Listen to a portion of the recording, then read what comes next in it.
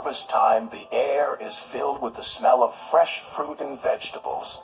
The engines happily deliver their loads to market.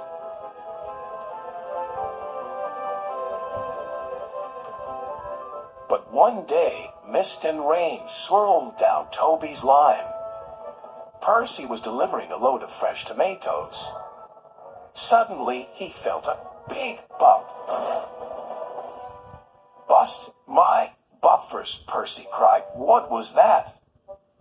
The guard put out the warning flags while Percy's driver inspected the tracks. "The earth's crumbling," he said.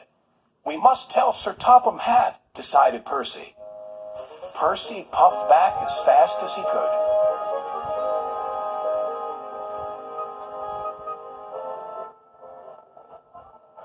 "I've got important news. The tracks on Toby's line are wobbly."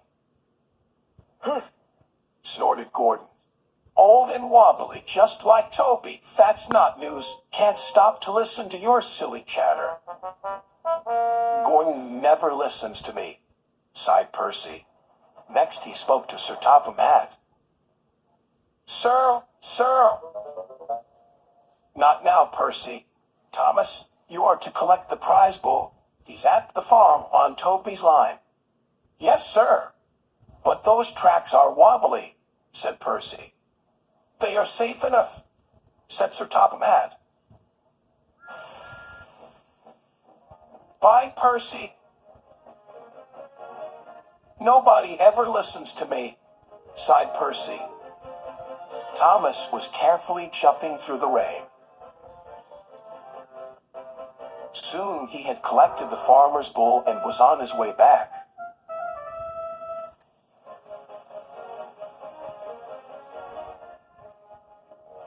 The rain had made the tracks more wobbly than ever.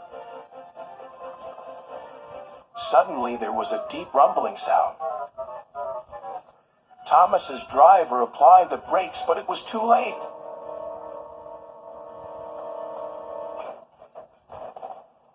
"Cinders and ashes," spluttered Thomas. "We're stuck." And they were.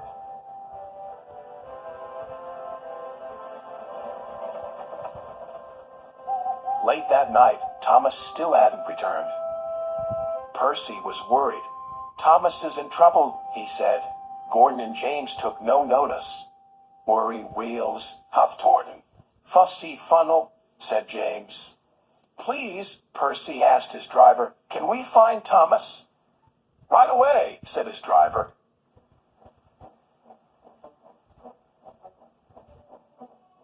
Percy was nervous, but his lamp shone brightly in the dark. The tracks creaked and wobbled, but Percy pressed on.